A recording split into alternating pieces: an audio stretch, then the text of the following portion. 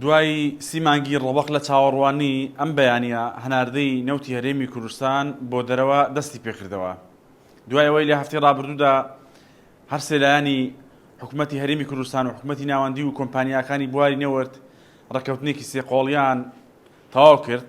ئەمڕۆ هەناردەی نەوتی هەرێمی کوردستان لە ڕێگەی بەندەری جەیهانی تووشیاوە دەستی پێکردەوە.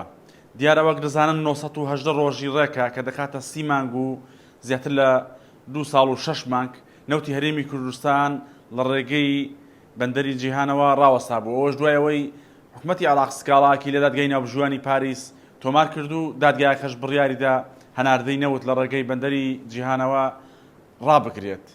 بەپێی ئەو لێدوانانەی کە پێشتر کۆمپانیای ئەپیکۆر داوێتی لە ماوەی تەنیا 1 ساڵدا 11 ملیار دۆلار زیان بەرکەرتی نەوت لە هەرێمی کوردستان و عێراق گەیشتووە بەهۆی ڕاوەستانی هەناردەکردنی نەوتەکەەوە. بەو پێش بێت لە ماوەی 2 ساڵ و 6 مانگدا زیاتر لە 25 ملیار دۆلار زیان بەکەرتی نەوت لە هەرێمی کوردستان و عێراق گەیشتووە.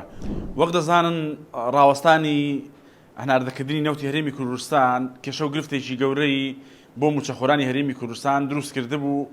هەموو مانگێک موچەخۆرانی هەرێمی کوردستان دەستیان لەسەر دڕیان بوو ئاخۆ ئەو مانگە موچە دێت یاخود بە 45 شەو بە 50 شەو موچە وەردەگرن. بەڵام ئەم ڕێکەوتنە نوێ و ئەم لێکتێژنە نوێی کە تازە هاتووتە ئاراوانە نێوان هەرێم و ناوەندا و دەستپێکردنەوەی هەناردەکردنی نەوت ڕەنگە موژدێشی خۆش بێت بۆ بەتایبەت بۆ فەرمانبەرانی هەرێمی کوردستان، چونکە بە دەستپێکردنەوەی هەناردەکردنی نەوت و ئەو ڕێکەوتنەی کە لە نێوان هەردوولا دەکراوە ڕەنگە ئیدی کۆتایی بە مەقۆمقۆی هاتن و نەهاتنی موچە بهێنێت و هەموو مانگێک لە کاتی خۆیدا فەرمانبەرانی هەرێمی کوردستان موچەخانیان وەربگرن.